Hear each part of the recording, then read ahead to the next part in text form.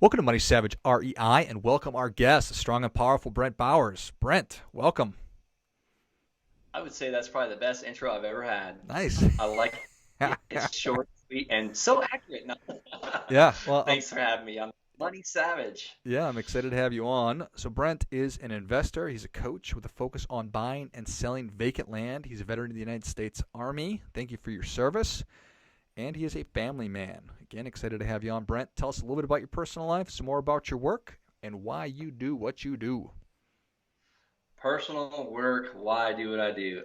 All right, so personal, I am a father of three, husband, always practicing to try and be a little better, not perfect. We just got off a 3-week trip that we pulled our camper across the country to our lake house in Florida, to have some fun rest and relaxation. Had family there the entire time. It was so crazy and chaotic, but it was an awesome 3 weeks. So we're coming down from that.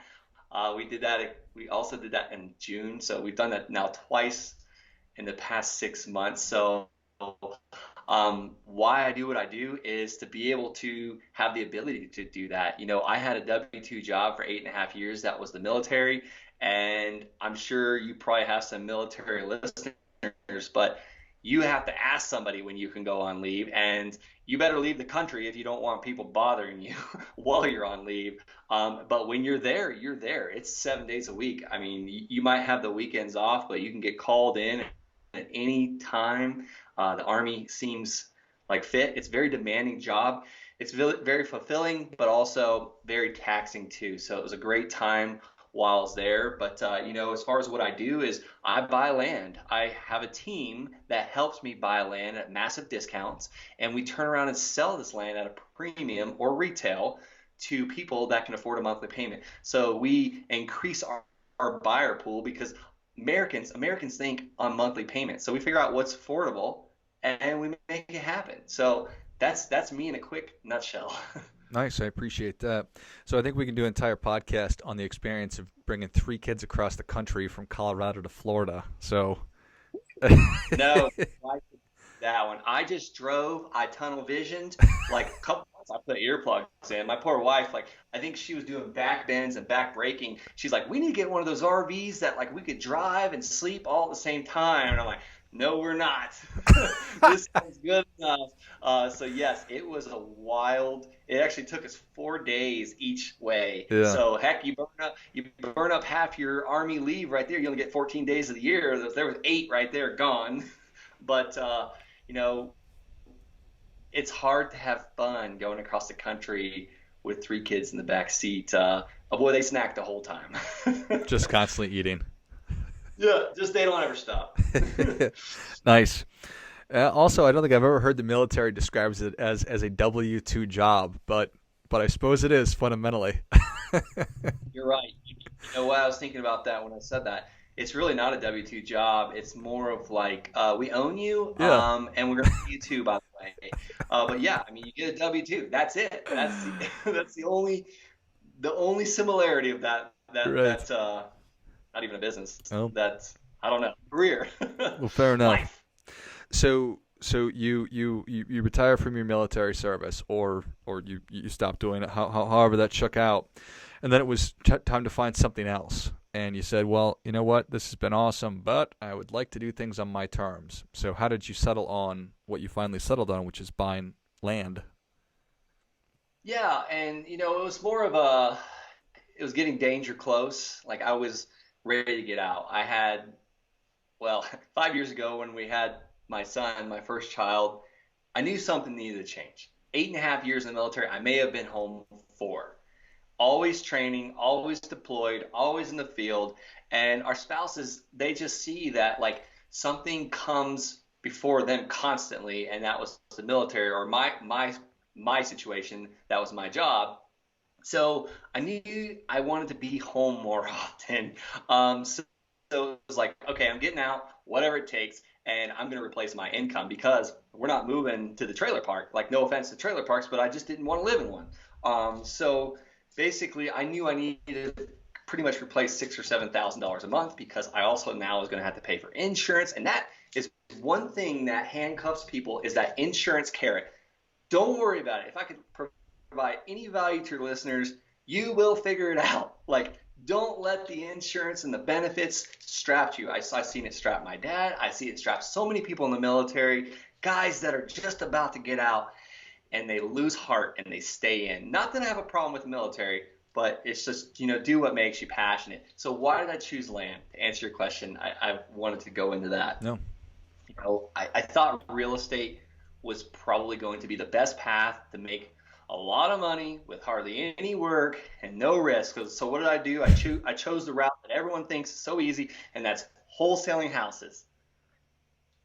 Not an easy route. I hired a coach, paid almost $7,700 for that, and my coach says, "Hey, throw away all the vacant land stuff." So I'm haphazardly trying to wholesale, and it's coming along, but it's a lot of work, especially when I'm away. I can't go look at houses. I can't talk on the phone. So I had to like hire a team, and we're throwing away our vacant land leads. Basically, we were mailing the tax delinquent list, and we were throwing away all the vacant land records. Well, I hear this podcast one day because I'm still searching. There's got to be an easier, a better way. Like I'm doing something wrong. I'm hitting my head against the wall. And I hear about a guy buying land at super cheap prices. Like, I mean, like pennies on the dollar and turning around and selling it. Well, I don't know anything about tax auctions, but I knew I was throwing away vacant land records. So I was like, I'm just going to mail these guys for the heck of it. I remember it was 697 records. I mailed them my postcard that I was mailing my houses, and I must have received almost like 80 something phone calls. Wow. Out of those 80 phone calls that I did not get a chance to return all of them because I just was, working for the Army. I couldn't do it. I would sneak in the bathroom, and they were like, "Oh, yep, Brent's doing another land deal or house deal, whatever." But out of those 80 something phone calls, I did 2 land deals within a couple weeks time, and I can't even explain how good the ROI was on them. But I feel like I just went into a long way of answering your question of why land, why going from the military to land. It was literally because I wanted to set up a monthly passive income. So if we took a month off or wanted to actually take a vacation or whatever, the payments will keep coming in. Got it. Well, mailing 600 people and getting 80 calls back and closing 2 deals, those are numbers which are too good to pass up. There's no doubt about that. So you mentioned at the top that you're able to find properties at a discount, so vacant property at a discount, and then sell it at a premium. And so that right there, that sounds pretty good. But walk me through how that actually works. Yeah, I can go off of those 2 examples. Those 2 parcels of land that I purchased on that first mailer. It was actually the county held tax lien list. A lot of people don't know what that is, and I didn't know what it was at the time. So I feel that the need to explain it. I thought I was mailing the tax delinquent list. This is land that people were just behind on their taxes. No, this land sucks so bad. Like no tax lien investor even paid the taxes on it, and I mailed these guys. So they had never, ever heard of anybody wanting to buy this land. They thought it was a scam. So long story short, I purchased 2 within a couple weeks. The first one, best ever yet. We paid $285 for, it was actually 2 lots that were side by side. But here's the catch. Was not buildable. Cannot build on it. Didn't understand why. Me and my wife went and looked at it. We drove like an hour and a half with our brand new newborn baby. And we're like, this land is magnificent. And we had no clue what it was worth, though. So we call a real estate office about a mile away from the land. And the realtor goes, "Yeah, I think it's worth about $5,000. Here's why it's not buildable." So she knew absolutely everything about this property. Hang up with her. I was like, $5,000 is not bad for a $285 purchase. Sure. And then sorry, let me back up. She said $10,000 to blast it out on the MLS in about 45 days. So I was like, $10,000 is not bad for a $285 purchase. Well, she calls me back 5 minutes later, and this is where I already let the cat out of the bag, and says, "Hey, do you mind if I buy the land from you?" And I was like, "Well, how much are you offering?" She said, $5,000. I was like, "When do you want to buy it?" Sold.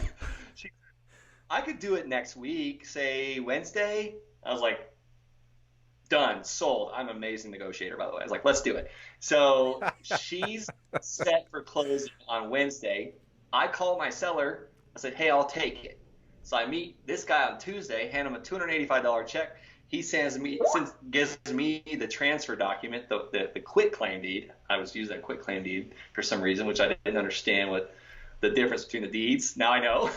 But long story short, I sent the deed to the title company on Tuesday. They gave me a check on Wednesday, the next day, for five grand. So that's how we set it up. And the second one, I started learning about seller financing. The second one, I paid $500 for, and I sold that one for 5 grand as well. I just like 5,000 for some reason Yeah. in the beginning. But I got my buyer to pay me a down payment of $500. So I got my money back quick. I'm now like nothing risked involved because I got my money back. And then every month he paid me $400 a month for technically I think like 11 and a half months, basically is what that came out to. But that was where it all began. How do I set up a constant buying machine and a constant selling machine and have these two machines going constantly and a team running it, which that's what brought me here today. Beautiful. All right. So I think I understand the process of being able to screen for potential acquisition targets for you. So there's these databases of some kind. You reach out to them in some way. Once you have the lead and you acquire the property from the existing owner, walk me through the next steps. Yeah, so once we have the lead and we talk with the owner, we come to an agreement of minds as far as what we're going to pay. We say, look, we're going to send a mobile notary to you. We're going to get this thing signed in front of a notary. You can send it back. Once it clears the recorder's office, once they approve it, we're going to send your payment. And this whole time, as soon as the seller says yes, we've got a deal, or we figure out we've got a deal, we start marketing this property, and we tell the seller we're going to do it, so there's no confusion. We start looking for a buyer right away. Now, over the years, we have accumulated a very massive buyers list of people looking for the land we're buying. However, in the beginning, I always trying to remember, what did I do in the beginning? I started marketing that thing like crazy. It was on Facebook and Craigslist and buy sell groups and signs and you name it. Like I'm calling realtors and going to RIAs. So we get an agreement, we start marketing it, we get buyers to raise their hands saying they can do a down payment, and as soon as we have that deed and we pay for this land, we now transfer it, or I'm sorry, we sell it, we get a down payment, and we do a land contract, or some call it a contract for deed. And sometimes people want to just buy it outright, and we do the closing, or if it's a big enough deal, we do it through a title company. That's kind of it. And then at the end, what's most important is we have a note collection software that runs it all for us. Every month they pull the payments directly out of their bank account, the buyer's bank account. We have a secondary backup for a credit card if the bank account fails. And there are those few stragglers that we dealt with in the very beginning that they still send checks to my UPS box. Yeah. I imagine that. What's that? Which I'm trying to get away from that. Right. Yeah. We prefer not to do the paper checks. All right. So cool. That certainly makes sense. And so you've really dialed in this process. For somebody who's listening, what tell me a little bit about the resources that it takes to get started from a learning standpoint, from a time perspective, and then how much does it cost? How much money do I need? Yeah, the learning standpoint is, you can go out and do this today with everything I just gave. You find a list, or you can go to the Land Sharks list. It's a 7-day free trial of PropStream. You can start pulling vacant land. Mail these people an offer. Mail them an offer saying, hey, I'd like to buy your land. Let's talk. Having conversations with people, that's really it. You come to an agreement, and I generally try and pay, 30, 20 cents on the dollar for this land. I'm trying to get a massive discount. Now let's use common sense. We're not talking like Miami, Florida, or the city of Denver, Colorado, or what's another huge city? Atlanta. Phoenix, Arizona. Atlanta, Georgia. I'm not going to get away where I can see skyscrapers. I'm not going to get away with a 30 cents on the dollar offer. Sure. Now, granted, you might have to raise your offer price to 60 cents on the dollar. What does that mean? So if it's a $100,000 property, you can offer $60,000, and you are going to walk away with deals. You might have to send more LOLs, is what I call them, land offer letters, because every time I receive one back signed, me or my team laugh out loud. We just can't believe we just got another deal. So mail, talk to people, get the property bought, and sell it. That's it. We're buying something at a massive discount and turning it around and making it easy and affordable and financing. Or you can buy it at a massive discount and still sell it at a discount really quickly.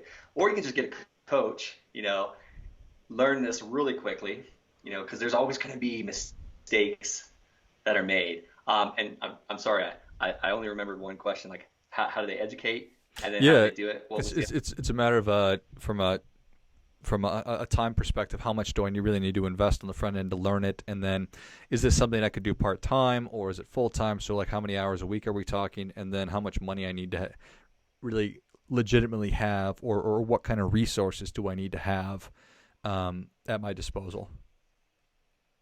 Great question. Yes. So time commitment. I was able to do this working crazy hours as an Army officer, while simultaneously, bringing up a wholesaling house wholesaling company. So I would say, I was at work probably by 6 a.m. to do physical training, and then I would leave sometimes at 7:30.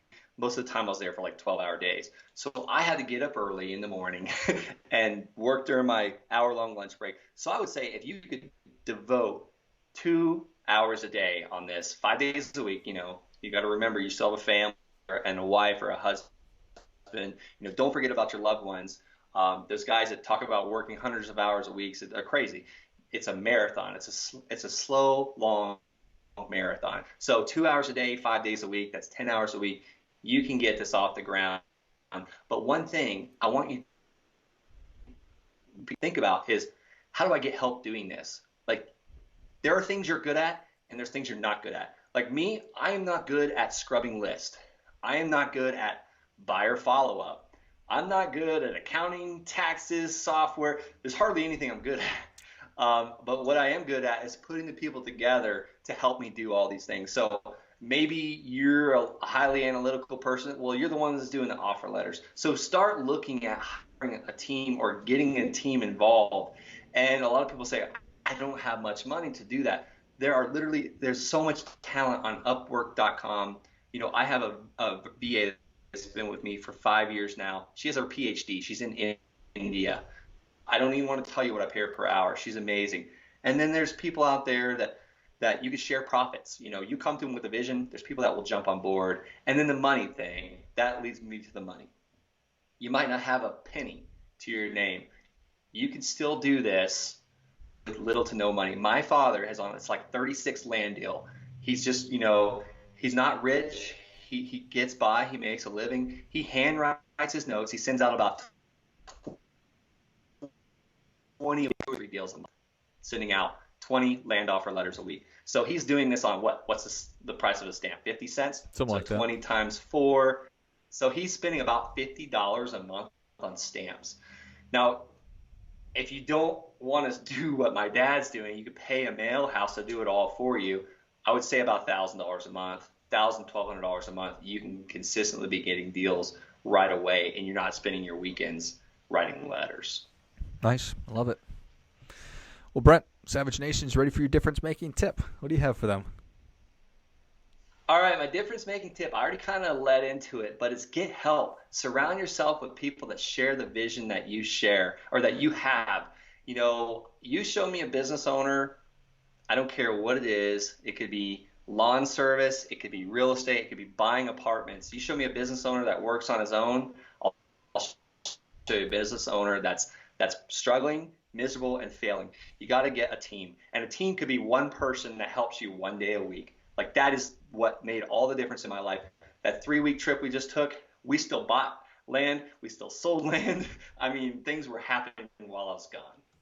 Well, I think that is great stuff. That definitely gets it. Come on. Brent, thank you so much for coming on. Where can Savage Nation learn more about you? How can they get involved with you? Yeah, I mean, if you want to go to my website, thelandsharks.com, and that's TheLandSharks.com. If you're interested in learning about this, love to jump on a call, see if we share the same vision. If you just want to reach out, Brent L. Bowers, Brent L. Bowers on Instagram or Facebook. Love to help you out with anything. Perfect. Well, Savage Nation, if you enjoyed this as much as I did, show Brent your appreciation and share today's show with a friend who also appreciates good ideas. Go to thelandsharks.com. Check out all the great resources Brent has on the site, and then find him on social media at Brent L. Bowers, Bowers. And I'll list all those in the notes of the show. Thanks a lot, Brent. Thanks for having me, George. And until next time, keep fighting the good fight, because we are all in this together.